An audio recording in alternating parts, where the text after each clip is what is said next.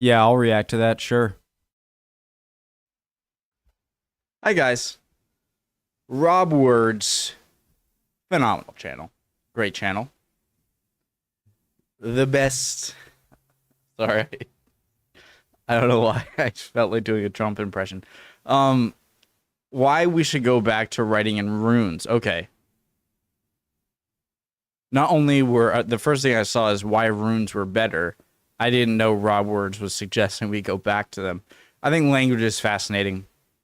For the same reason I think a lot of things are fascinating. It's just the evolution aspect of it tells a story.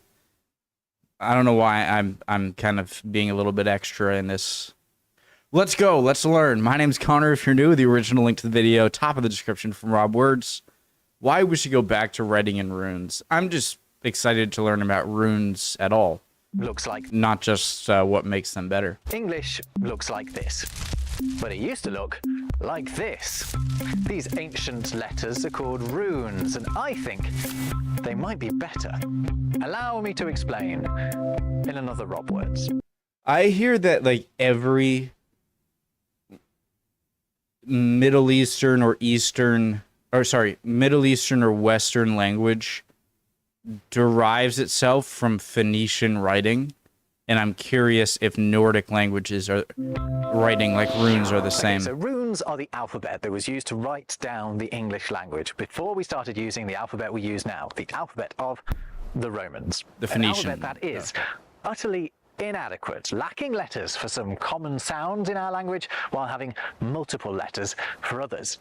It is an alphabet meant for writing out Latin, not English.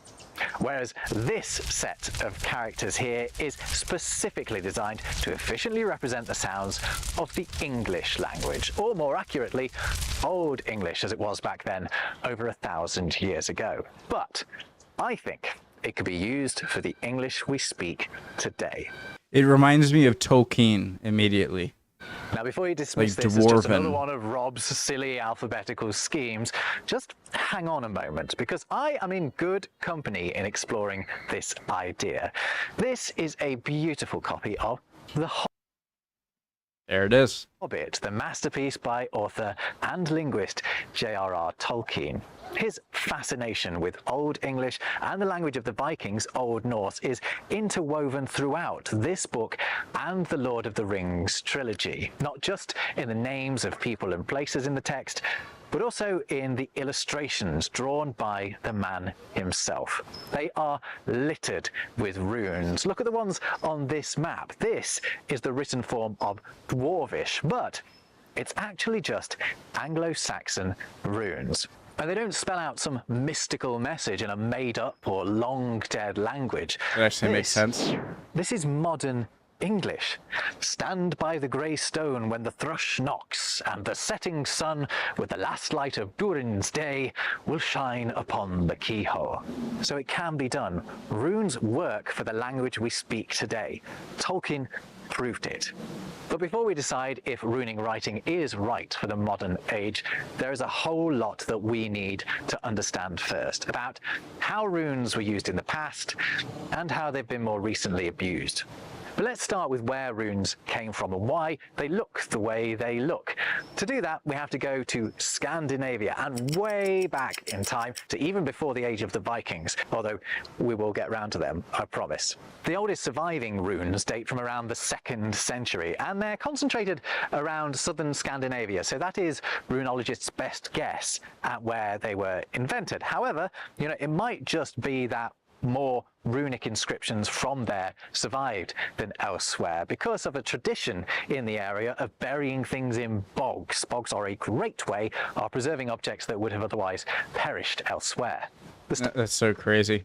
I feel like if the Egyptians wanted to, well, maybe there weren't bogs in ancient Egypt. Never mind. And then rune in the area I accidentally pressed the wrong button. Perished elsewhere. The style of rune from back then is the one you're most likely to have come across. This is the runic alphabet used from at least the 2nd century to the 7th century, and it's known as the Elder or Older Futhark. In much the way that our word alphabet comes from the Greek names of the first 2 letters of our alphabet, alpha and beta, the Futhark is named for the sounds made by its first 6 characters. F, U, Th, A, R, K.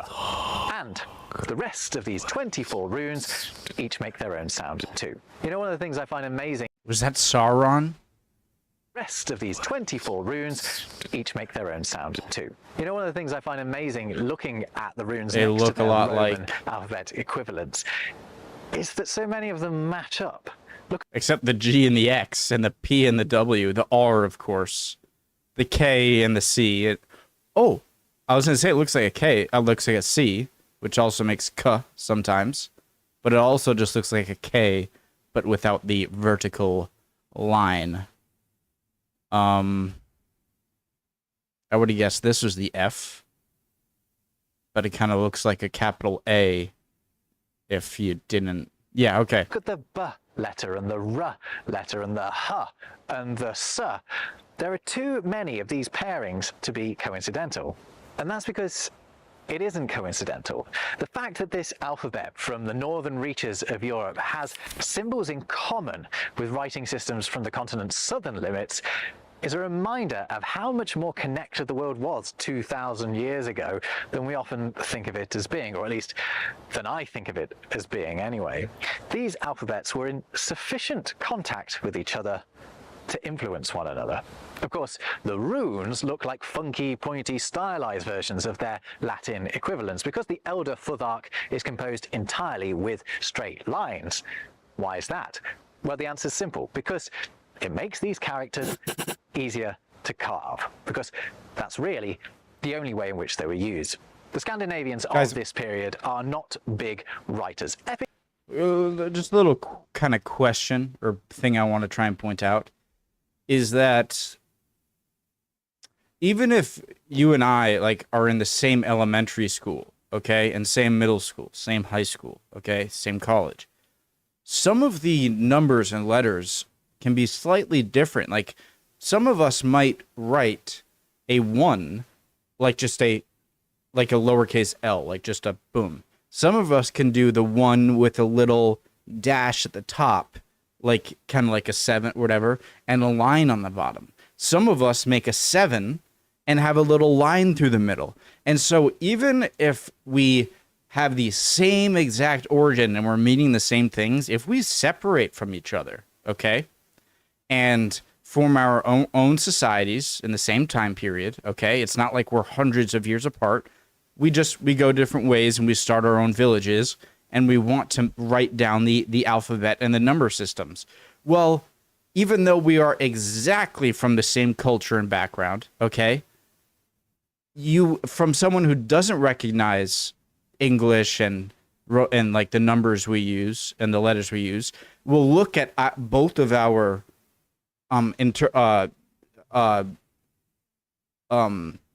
pictures of, like you'd put in a classroom, of our numbers and be like, look how different, slightly different, but how similar they are. Well, it's just like we write it a little bit different. It's not even like there's this giant mystery and oh, the story of how this, these people over here started writing a 7 with a little dash through the middle. It's like, well, no. Even people in the same area wrote them differently. These characters... Does that make sense? My point.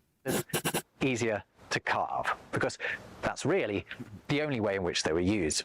The Scandinavians of this period are not big writers. Epic storytellers, sure, but not fans of putting pen to paper, or rather, quill to vellum. But what they did do was inscribe things. They would carve, scrape, or bash these symbols into objects made of wood, metal, or stone, like this incredible memorial stone said to bear Norway's oldest last will and testament that just blew my mind when I visited Oslo's Historical Museum. It's from around 400 AD. These runes are also used to mark ownership of property or to claim credit for handiwork. On this replica of a 5th century drinking horn, it says, Ek Hlawagastis Hortias Hornatawido.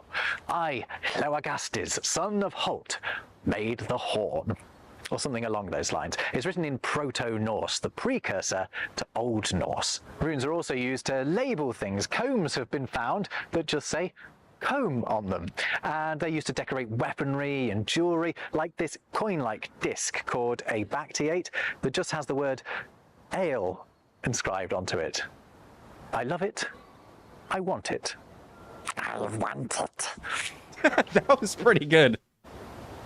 And then I also have to mention Andy Serkis over here. although I'm not going to dwell on it, because so far as I can see, there isn't a huge amount of evidence of runes being used for mystical purposes at the time that we're talking about. Religious. It is primarily a writing system. However, the Roman historian Tacitus, who wrote a lot about his encounters with Germanic tribes, wrote in the 1st century AD about a curious divination ritual that he observed, in which he said villagers would break off the branch of a fruit tree and slice it into strips. They mark these by certain signs and throw them, as random chance would have it, onto a white cloth. Then a state priest prays to the gods and, gazing to the heavens, picks up 3 separate strips and reads their meaning from the marks scored on them. That almost seems like a slightly more complicated version of like bone, like throwing bones in fires and like seeing the meaning by the splintering of the bone. It's thought those fortune-telling marks might well have been runes. Now, one of the motivations behind this video is to sort of reclaim runes, because without a doubt, particularly over the past century, they've been abused. They've been adopted by far-right groups all over the world, most notably the Nazis, based upon ridiculous, manufactured ideas about what they mean. Well, isn't this Indo-Iranian, Indo-Aryan, Hinduist, Southern Asian symbol? And then I think this is a more Norse rune, the SS. And I'm going to get into all of that later because it's important. You may have seen that just recently a far-right party won a state election here in Germany for the first time since the end of the Second World War. But your understanding of why that happened may well have been influenced by the specific outlet that gives you your Ground News sponsor? news. However, with Ground News, you get... Guys, make sure, especially on pretty new videos from the channels I'm watching, like this is out a bit over a week ago. If you're interested, Ground News seems like a great thing. We're going to play through the ad here. If you're interested and you learned it, became aware of it, wanted it, I'm not going to do my Smeagol impression like he's great at. Make sure to use the promo codes and links that will be shown here. Okay, guys? the full picture. We're going to go through the ad, but even if you don't watch the ad, let's just see if he has any promo codes. So far, Ground. Yeah, /RobWords. Make sure to use that. But we're going to go through the thing here. Okay, guys? Just go for it if you want. News, you get the full picture. On that story alone, it's pulled together over 500 sources from around the world and across the political spectrum, allowing us to compare the coverage. For example, you can see some right-leaning websites blaming left-leaning members of Germany's governing coalition for the rise of the far right, saying citizens have had enough, whereas outlets on the left stress what it all means for Germany's minorities, calling it a punch to the country. Now, I've worked with Ground News for about a year now because I think what they do is important. Plus, I find their interest pages, like the ones for Germany, the UK, and the US that I use, make it really easy to stay on top of the stories that matter to me. It can do the same for you. Use my special link, ground.news/RobWords, or scan this QR code to get 40% off unlimited access like me and stay fully informed with Ground News. Thanks to Ground News for sponsoring this video. What I tend to do is just, I watch a more right-leaning news source and a more left-leaning news source. If I want to learn about one specific thing, I'll literally like pull up 2 tabs and be like, okay, I think both of these are biased, but I'll watch both. And I think, Ground News will make that So far easier. we've just looked at the Elder Futhark, but it's with a later incarnation of the runic alphabet that, from an English speaker's perspective, things start to get really interesting. From the 7th century onwards in Britain, a new runic alphabet is starting to be used, a tweaked and extended version of the Elder Futhark, designed to better suit the language of the Anglo-Saxons who'd been living there for a couple of hundred years by this point. That language was what we now call Old English, and the new alphabet was the Futhark. Like the Elder Futhark, the Futhark was named after the first 6 characters, but in this adapted version of the alphabet they were no longer the same. The Germanic dialects in Britain and also in Frisia on the continent, where the Futhark was also being used, were different to other dialects. English has always been a bit of a pain in the arse. So for example, to take into account Old English's weird vowel system, 2 new vowel runes were added. Anyway, it's this Anglo-Frisian Futhark, these Anglo-Saxon runes that Tolkien used for Dwarvish and that I think we could use today. Okay, so how is this better than what we've currently got? Well, all right. Number 1, it has this guy. A single letter representing what we currently spell out with 2 th. This rune is called Thorn, and I have lauded it many times on this channel because it actually survived the transition to the Latin alphabet and continued to be used in English until as recently as the 14th century. Indeed, it's still used in the Icelandic alphabet today, something that brought me endless geeky excitement. Bring back this one. The Icelandic alphabet today. This one. So much of so much of like the ones that I want back in the alphabet have nothing to do with usefulness, because I'm not knowledgeable enough on the usefulness of them like Rob Words is. But it just by the look of them, like the ones that look cool, I want back. Today, something that brought me endless geeky excitement while I was there recently. English, like Icelandic, needs this letter more than any other European language. And that is why I am hardcore Thorn. Reason number 2 why this alphabet is better is this rune called Win. It makes the W sound without resorting to the bodge that we currently have, which is literally using a double U or double V. This one also survived into Middle English until the printing press killed it off. I think we need it back. That is why I am also for the win. Reason number Good is creative. The only thing I don't see why these are so needed. Like, what is... I don't... It's nice. Like, it wouldn't inconvenience the language, but I really don't think it's an enormous impact. You know? I think we need it back. That is why I am also... For the win. For the win. Reason number 3 why the Futhark is better than our current alphabet is this letter, which represents the sound, something we currently write with an N and a G. But when writing, we're using those 2 letters together all of the time. Why not save space and time with just 1 letter? Reason number 4 is that the Futhark's 9 vowel characters are much better equipped to represent the 20-odd vowel sounds in English than the pathetic 6 that we're currently having to get by with. Lazy and number Y. 5, the Futhark only has 1 K letter instead of our current 3, which, let's face it, is ridiculous. Honestly, I'm in favor of just getting rid of Q. This isn't let's just get rid of it. Go on. Our current 3, which, let's face it, is ridiculous. Honestly, I could go on. For example, a further delightful aspect of the Futhark is that every letter has a name, and that name isn't just a noise like F or L or E.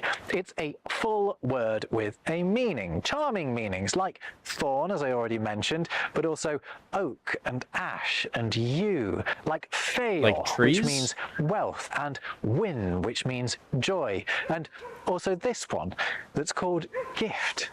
And not only do these names bring these letters to life, but they also tell you how to pronounce them. They all start with the sound that the letter makes, all except for 2, which are sounds that couldn't appear at the start of words in Anglo-Saxon, like ung.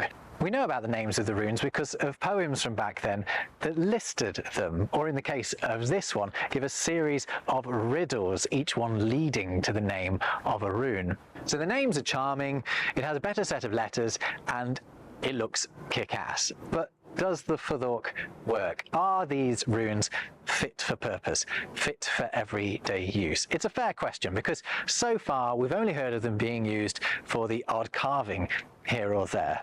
They do look cool, but I don't know if maybe the English alphabet letters that we use now would maybe look equally cool to me if we use this, just because they look different, you know? Like, I think Arabic looks so like freaking cool. The written Arabic, I think, is maybe like the coolest looking language I've ever seen. That's up to opinion.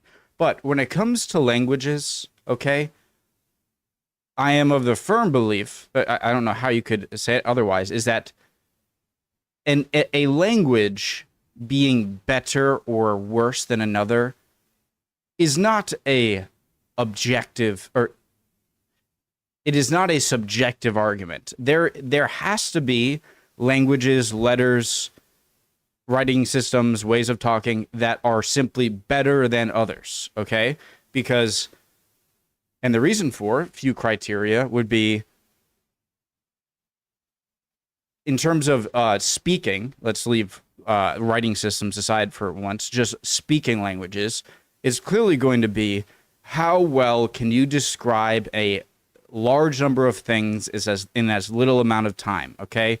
In as little amount of time without sacrificing on specificity and getting your thought across. That's the entire purpose of language, is to get my mind and what I'm thinking into your mind, to give you a sense of what my idea is, so we can build off each other. That's the point, to convey emotions and ideas, right? And so the language, there has to be a best language for that. What it is, I don't know. But the one that can talk about the most wide range of things in as little amount of time without sacrificing on being specific, right? When it comes to written language, you know, with words and letters, grammar, the same thing applies. So I'm completely on board with Rob in trying to figure out what language might be better or worse or whatnot. But the coolness factor, I think, might just be more, it's new or something like that. I think I had a different idea. I was trying to say, hopefully what I said just made sense. Okay. But elsewhere, and during the same time period, runes were being used much more broadly, and until as recently as the 18th century in some places. For more on that, let's cross to the Nordics and to me on holiday there last week. Rob. Thanks, future me. Yes, welcome to Oslo, the capital of Norway. We should talk about the use of runes here in Scandinavia, because it was much more extensive than it ever was in England to represent Old English, where in England it was mainly used to mark objects to show ownership, craftsmanship, or for a dedication. Scandinavian inscriptions could be a lot longer and could cover a whole range of other purposes too. We partially know this because of an amazing discovery that was made here in Norway, actually in Bergen though, not here in Oslo, back in 1955. A fire ripped through the city's beautiful waterfront, but though it was a disaster, it led to the most significant runic find of the 20th century. 670 pieces of wood carved with runes from the so-called younger Futharks, which are the later simplified versions of the elder Futhark that we've talked about already. It's actually the versions that were used by the Vikings. And these hundreds of objects show just how mundane, just how day-to-day the use of runes could be. There's a massive online database of all the runic inscriptions ever found in Scandinavia, and you can find all the inscriptions from the Bergen fire there, and they include simple little things like a simple prayer. There's ones that just say Ave Maria on them. There are declarations of love, and there's also undoubtedly my absolute favorite one, which is an apparent scolding of someone who has spent too long down the pub. It was found in the ruins of a tavern, and it says, Geetha says, you should go home. Now that's funny enough, right? Someone being told to go home. But what I find extra funny is that there is an accompanying inscription, clearly carved by a different hand. It said is no. Completely incomprehensible. No, get out of here. It's thought that it's probably Drunk. the reply from whoever was being told to come home. It would appear that they were so far gone that they couldn't inscribe a decent reply. So though it doesn't seem like runes were really used day to day in England for Old English, there is a precedent for them being the daily means of communication here in Scandinavia. Interesting. Back to you, future Rob. So Thanks, there we have past it. Rob. You've put on weight. So there we have it. Runes can be used as a day-to-day means of communication. So what's stopping us, other than the enormous faff of having to replace every existing text with a runic equivalent and also having to relearn to read? Well, it's perhaps that thing I mentioned earlier, the way in which runes have been misused and therefore arguably tainted by extremist groups, most notably the Nazis, who used them in their iconography and even as their most notorious emblem. I want to talk about this and the subsequent use by other political extremists, because the more light you shine on it, the more ridiculous it becomes, and the more you realize that fascists have no right to take ownership of a heritage that people from all over Europe and beyond share. Before we get to his explanation here, I just want to say that it's part of my issue with, calling Mr. Mustache Man, because of YouTube, referring to any figure in history as like a Voldemort-like character, like he who must not be named, to me, that sounds like everyone is accused of being for a character if they use the name of that character in a historical context. For me, I like learning about things. I don't care about racism, okay? It's not on my mind. I don't care about it. And so when being accused of anything, of learning about something or liking a symbol, right? Like the idea that someone might perceive that as you supporting some idea that is associated in pop culture or known by most people to be evil or whatnot, it really doesn't matter to me because I'm genuine. It is my firm belief that as long as you are genuine in pursuit of knowledge and in conversation, you don't have to worry about what you say, really. Okay?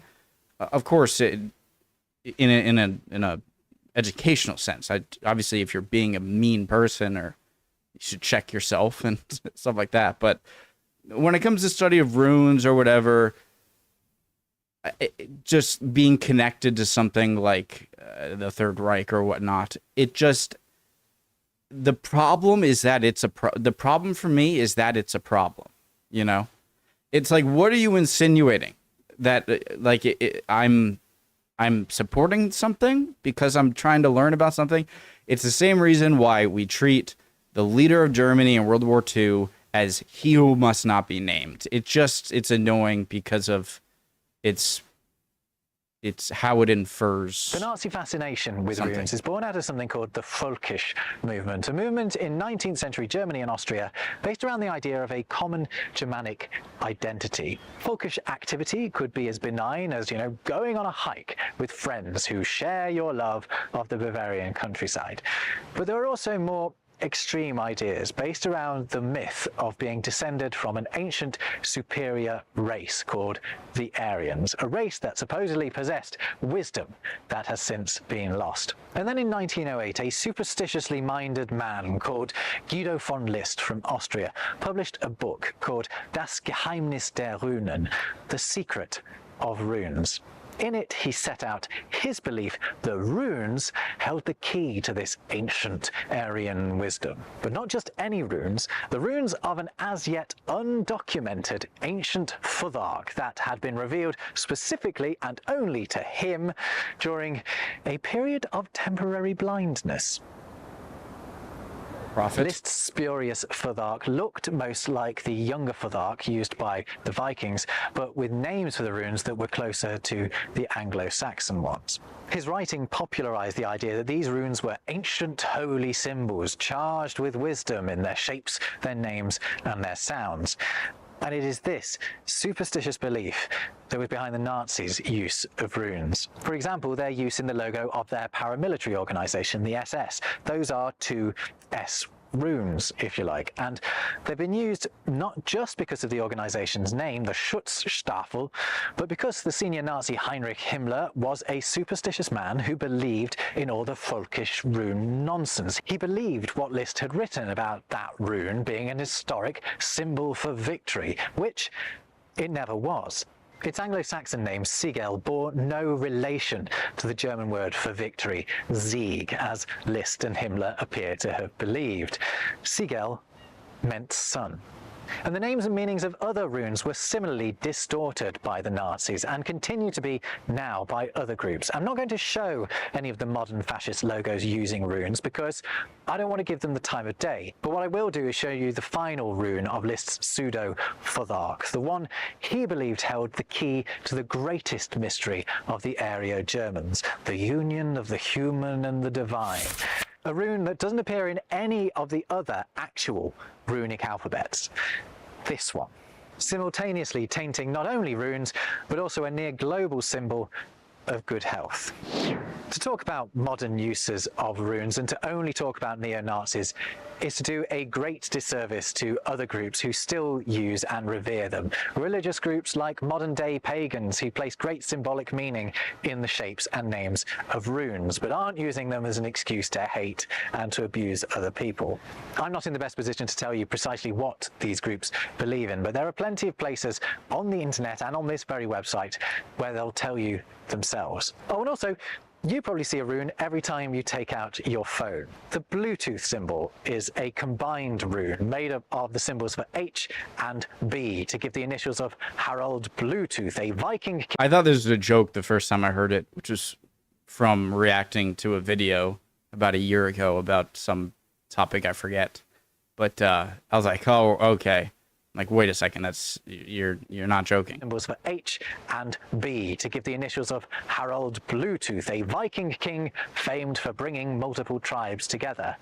He knew how to establish a good connection. But anyway, what I've been focusing on in this video is what all the historians I've read have said was the primary use of runes, and that was as a system of writing, a system that I think we should take another look at. Still not convinced? I'll leave a link to a rune keyboard and a Latin alphabet to runic alphabet converter below. Have a play around with them. But if I've already won you over, why not consider buying one of these t-shirts? They're available at robwords.com/shop, but I'll leave a link down below. While you're down there, make sure you take advantage of that exclusive Ground News deal and then watch this video next. I'll catch you in the next thing. Rob just seems like a great guy, and he's funny and clearly very interested and passionate about language. It's a great video as always from Rob Words. Hope you guys are all doing well. As far as changing to runes from our current writing system, and I don't think it's I think it's a cool thought experiment, but just not very practical. Very interesting as always. Hope everyone's doing well. Would appreciate any comments. Hopefully I'll see you next video. Bye, guys.